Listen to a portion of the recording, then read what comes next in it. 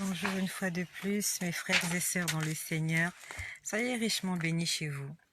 Par la grâce du Seigneur, avec sa permission, je vais continuer à vous relater ce qu'il m'a dit cette nuit, dans la nuit du 6 au 7 janvier 2021. Pour tout à l'heure, ceux qui ont suivi mon live de tout à l'heure, le Seigneur nous exhorte à prier pour les hommes de Dieu. Le Seigneur est en train de nous parler. Cette chaîne est la chaîne des révélations des fils de Dieu. Cette chaîne est la chaîne des mystères cachés, qui ne sont plus cachés, mais qui sont révélés au peuple du Seigneur. Le Seigneur m'a parlé de plusieurs pasteurs déjà, pour ceux qui me suivent régulièrement. Il nous avait parlé il y a quelques mois, le mois dernier en décembre, il nous a parlé du pasteur Marcelo Tonazzi, que je ne connais pas, si ce n'est que par la télé et par les réseaux sociaux. Il nous a demandé de prier pour ce pasteur, parce que le Seigneur m'a montré qu'il y a beaucoup de femmes qui ont été envoyées afin de le faire tomber. Le diable veut faire tomber les pasteurs. Le pasteur Marcelo Tonazzi, le diable a envoyé des agents, des femmes, parce que le Seigneur m'a montré comment j'ai vu plusieurs femmes en train de courir après lui, afin de le faire tomber et de faire tomber son ministère. Le Seigneur nous a parlé de plusieurs prophètes, de plusieurs faux prophètes, de plusieurs faux hommes de Dieu, des hommes de Dieu qui sont homosexuels. Nous ne sommes pas là pour les juger, nous sommes là pour parler, pour les avertir. Le Seigneur avertit ces gens et à nous de prier pour eux afin qu'ils puissent se repentir, pas de les juger, parce que nous ne sommes pas forcément meilleurs que eux. La Bible nous dit: tout homme a péché, tous ont péché et sont privés de la gloire de Dieu. Que ce soit toi, que ce soit moi, nous avons tous péché, nous sommes tous des pécheurs. Un seul n'a pas péché, c'est le Christ. C'est pour ça que le Seigneur nous demande de ne pas juger, parce que nous n'avons pas l'autorité. Nous sommes tous des pécheurs, nous sommes tous égaux devant le Seigneur. Si ce n'est que par le sang de Jésus qui nous sanctifie, nous sommes tous des pécheurs. Le Seigneur nous a parlé ce matin du pasteur Ivan Castano. J'ai vu le pasteur Ivan Castano cette nuit. Je ne connais pas le pasteur Ivan Castano. Il ne me connaît pas. Je ne prie pas dans son église. Mais le Seigneur me montrait qu'il y a le diable qui veut s'infiltrer dans son ministère. Le diable veut polluer son ministère.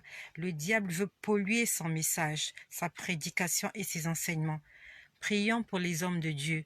Prions pour les pasteurs, pour qu'il ne soit pas une occasion de chute. Prions pour les pasteurs, pour que le Seigneur puisse les utiliser à bon escient, pour la gloire de son nom. Prie pour ton pasteur, toi qui m'écoutes. Dans tes prières, prononce le nom de ton pasteur et demande au Seigneur de le remplir de son esprit, qu'il soit un instrument pour la gloire du Seigneur Jésus. Ne jugeons pas ces gens-là. C'est le Seigneur Jésus qui va nous juger. Tous nous serons jugés. Et toi qui m'écoutes, si tu sais que tu n'es pas dans la vérité, il est temps que tu reviennes à la vérité, parce que le Seigneur est en train de nous interpeller. Nous sommes dans le temps du réveil. Le Seigneur nous interpelle. Après que le Seigneur me parlait du pasteur Ivan Castano, ils sont deux, ce sont des jumeaux. Et après, j'ai vu deux autres frères. Ils faisaient en tout 4. Je voyais 4 Castano. Je les voyais là. Je ne les connais pas. Je les voyais, le Seigneur me montrait comment le malin est en train de s'infiltrer dans leur ministère, dans leur vie, dans leur famille. Prions pour ces gens-là. Prions pour tous les pasteurs du monde entier. Que cela soit ton partage. Ma sœur Bénédicte, sois bénie, ma sœur Bénédicte. Au nom de Jésus, sois bénie. Prions pour les hommes de Dieu, parce qu'il y a beaucoup de gens qui croient en ces ministères. Et quand ces ministères tombent, ce sont des brebis du Seigneur qui se retrouvent à la rue. Il y a beaucoup de gens qui sont accrochés à ces hommes de Dieu. Et quand ces hommes de Dieu sont des occasions de chute, il y a plusieurs âmes qui sont perdues. Prions pour eux, je vous en supplie. Ne les jugeons pas. Ce sont des hommes comme toi et moi. Ils ont des faiblesses et ils peuvent aussi avoir des faiblesses. Que le Seigneur Jésus-Christ les fortifie. Après, le Seigneur m'a montré un prophète, un homme de Dieu prophète. Cet homme de Dieu prophète, je le voyais en train d'attendre une femme pour avoir des relations extra-conjugales avec cette femme. C'est un prophète dans une église du Seigneur.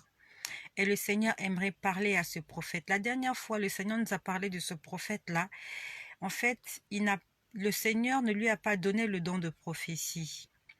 Mais le Seigneur m'a montré comment il est allé chez une femme qui lui a transmis ce don-là. Amen. Sois bénie, ma sœur. Le Seigneur m'a montré comment il est allé chez une femme des ténèbres qui lui a transmis ce don-là. Et la femme-là était en train de le réclamer. Mais aujourd'hui, il s'agit d'un autre prophète. Et le prophète dont il s'agit ne vit plus avec sa femme. Il est divorcé. Et je le vois en train d'entretenir une relation hors mariage avec une autre femme. Il vit dans l'impudicité. Il était marié. Il est divorcé et il vit dans l'impudicité.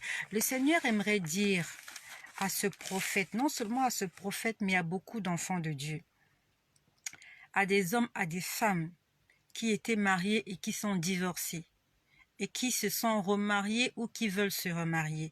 Il est écrit dans le livre de Marc au chapitre 10, au verset 11. Là, on parle aux hommes. C'est Jésus qui parlait à ses disciples. Après qu'il ait eu un entretien avec les pharisiens, ils se sont retrouvés à la maison avec les disciples et il leur a expliqué. Il a dit, quiconque répudie sa femme et qui en épouse une autre commet un adultère à son égard. Marc, chapitre 10, verset 11. Quiconque répudie sa femme et en épouse une autre commet l'adultère à son égard. Dieu est contre la répudiation. Dieu est contre le divorce. Et plus bas, il est écrit, la femme qui quitte son mari et en épouse une autre commet aussi un adultère. Ça veut dire que lorsque vous êtes mariés, vous êtes unis pour la vie. C'est jusqu'à ce que la mort vous sépare. Même si vous êtes allé comme moi au tribunal et que le divorce a été prononcé, spirituellement parlant, le Seigneur vous voit comme des personnes liées parce que vous êtes liés par les liens du mariage. Et il n'y a que la mort pour briser ce lien-là. C'est écrit dans le livre de Romains au chapitre 5, je crois, ou 7. Je crois le premier ou le deuxième verset. Je crois que c'est Romains 7, verset 2 ou Romains 5, verset 2. Là où on dit que la femme est liée à son mari tant qu'il est vivant. Tant qu'il est vivant, elle est liée à son mari par la loi. Mais lorsque ce dernier meurt, elle est séparée de son mari. La loi ne la lie plus à son mari. Toi qui es marié, il faut que tu saches que Dieu est contre le divorce. Et s'il arrive que tu puisses divorcer, il faudrait que tu vives seul. Parce que tant que ton conjoint, tant que ton partenaire, la personne avec qui tu t'es marié est toujours vivante, vous êtes liés. Et si tu te mets en couple avec une autre personne, tu commets l'adultère. Ce n'est pas moi qui l'ai dit, c'est la Bible qui le dit. C'est écrit dans 1 Corinthiens au chapitre 7 au verset 10. C'est écrit dans Marc chapitre 10 verset 11. C'est écrit dans le livre de Matthieu, Matthieu 19, je crois, le verset 25. C'est écrit dans Romains 7, verset 2 ou 3. Dieu est contre la répudiation, Dieu est contre le divorce. Et toi qui veux te marier, si tu n'es pas encore marié, demande encore au Seigneur, continue à prier. Est-ce que c'est la bonne personne? Est-ce que c'est vraiment elle, la personne que Dieu a envoyée pour toi? Parce que les apparences sont trompeuses. La grâce est trompeuse. La grâce est trompeuse. Les débuts d'un mariage ne sont pas forcément la fin, ni les milieux. Les gens changent. Avec le temps, les écailles tombent. Et on découvre qui on a épousé. On découvre avec qui on s'est mis en couple. Toi qui n'es pas encore marié, prie, je t'en supplie. Prie, insiste, demande au Seigneur, est-ce que c'est la bonne femme? Est-ce que c'est le bon mari? Pour que tu ne regrettes pas. Pour que tu ne te mettes pas à jeûner dans le mariage. Commence à jeûner avant le mariage. Avant le mariage, jeûne, fléchis les genoux, cherche la face du Seigneur afin qu'il te révèle l'état d'âme de la personne avec qui tu vas te mettre en couple. Le Seigneur est en train de parler à cet homme de Dieu, prophète. On t'appelle prophète, mais tu vis dans l'impudicité. Et tu montes sur la chair et tu prêches. Même si les hommes ne voient pas ce que tu fais, Dieu voit ce que tu fais. Celui qui sonde les cœurs et les reins voit ce que nous faisons dans le noir. Dieu voit ce que tu fais. Et j'en ai vu pas seulement ce prophète-là, j'en ai vu plusieurs. J'ai vu plusieurs hommes de Dieu. Ils étaient tous en rang, en train d'attendre d'avoir des relations avec des femmes qui ne sont pas leurs femmes. Le Seigneur est en train d'interpeller les hommes de Dieu. Il est en train d'interpeller les femmes de Dieu, les chrétiens, les chrétiennes. L'enfer vous sera fermé juste à cause du péché sexuel. À cause de ce péché que vous n'arrivez pas à abandonner. À cause de ce plaisir de quelques minutes. Tu vas rater ton éternité, tu vas perdre ton éternité, même si les hommes ne te voient pas, même si le pasteur ne te voit pas. Dieu te voit, le diable te voit, les démons te voient. Et le diable, c'est notre accusateur, c'est lui qui va nous accuser auprès du Père. Et le Seigneur aujourd'hui est en train de vous demander, de nous demander d'abandonner avec ce péché sexuel-là avant qu'il ne soit trop tard. Combien d'hommes sont morts dans des chambres d'hôtel? Combien d'hommes, combien de femmes sont morts bloquées dans des chambres d'hôtel? Le diable attendra ce moment-là pour te tuer, pour que tu n'aies pas le temps de te confesser. Et même si tu te confesses, si tu ne délaisses pas ce péché-là, Dieu ne le considère pas comme une confession. Celui qui cache ses transgressions ne progresse point, mais celui qui les avoue et les délaisse, celui qui les avoue et les abandonne, obtient miséricorde. Dieu veille sur sa parole afin de l'accomplir. Dieu ne changera pas ses lois à cause de toi. Dieu ne changera pas ses lois à cause de moi. Qui que tu sois, quelle que soit l'onction avec laquelle tu travailles, si Dieu te parle, te chuchote des choses à l'oreille, mais si tu vis dans le péché, si tu es injuste, tu n'hériteras pas le royaume des cieux. Moïse parlait avec Dieu, face à face, nez à nez, bouche à bouche, mais quand il a désobéi, Dieu lui a dit, tu n'entreras pas à Canaan. Il lui a dit, tu n'entreras pas à Canaan parce que tu m'as désobéi. Le Seigneur parle à beaucoup d'hommes de Dieu qui vivent dans le péché sexuel. Tu trompes ta femme, tu entretiens des relations extra-conjugales, tu vis dans la pornographie, tu vis, l'autre pasteur la dernière fois, homosexuel, et toi aussi qu'on appelle homme de Dieu, tu vis avec une femme à la maison que tu n'as pas épousée, tu ne l'as pas épousée, c'est pas ta femme, tu n'as jamais versé la dot, et tu vis avec elle, et tu t'appelles homme de Dieu. Le Seigneur est en train de vous interpeller. Les hommes de Dieu, allez épouser vos femmes. Et toi qui as une instance de divorce, ne divorce pas.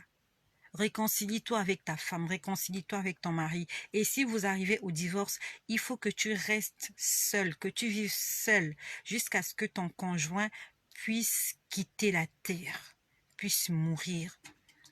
Puis après, le Seigneur m'a montré un plat. Il m'a montré un plat de légumes, de crudité. Lorsque j'ai vu ce plat, je pouvais voir un serpent sortir en dessous du plat. Il m'a dit, voilà la nourriture qu'on présente à mes enfants. Il y a des faux hommes de Dieu qui nous présentent de la nourriture, mais derrière cette bonne nourriture que nous voyons, qui est appétissante, qui est attirante, il y a un serpent en dessous. Le serpent, c'est la doctrine diabolique. Le Seigneur dans la Bible nous dit, on ne peut pas manger à la table du Seigneur et manger à la table des démons. Toi qui pries quelque part, demande au Seigneur de te parler de l'état d'âme de ton pasteur. Il y a des pasteurs qui ont fait alliance avec le monde des ténèbres. Il y a des pasteurs qui ont fait alliance avec les sirènes, avec le diable, avec les démons. Ils prêchent un évangile qui apparemment est saint. Un évangile qui séduit même les élus. Un évangile qui apparemment est pur. Des enseignements qui sont apparemment bibliques, mais en dessous, il y a le serpent, il y a le diable. Demande au Seigneur de te révéler l'état d'âme du dirigeant chez qui tu vas prier. Prie pour lui et demande au Seigneur de te révéler est-ce que cette doctrine est une doctrine divine. Si elle n'est pas une doctrine divine, il faut que tu saches que tu es sous l'influence de cette doctrine négative. Tu es sur l'influence, que tu le veuilles ou non. Il m'a montré un plat, c'était une assiette blanche. Il y avait des crudités, c'était en forme de salade. Lorsque j'ai vu l'assiette, j'ai vu un serpent noir sortir tout en dessous. Un serpent noir sortir. Il y a des belles doctrines qui ne sont pas forcément les doctrines de Dieu. Il y a des hommes de Dieu que nous applaudissons parce qu'ils prêchent bien, parce qu'ils sont intelligents. Ils interprètent bien la parole de Dieu. Mais cette intelligence ne vient pas du Seigneur. Elle vient de Jupiter. Elle vient de Neptune. Elle vient du monde des ténèbres. Il faut que tu demandes au Seigneur de te révéler l'état d'âme de l'homme de Dieu, de la femme de Dieu, du prophète ou de la prophétesse que tu fréquentes. Sois richement béni et que le nom de Jésus, seul le nom de Jésus-Christ, soit glorifié. Béni sois-tu. Au nom de Jésus-Christ.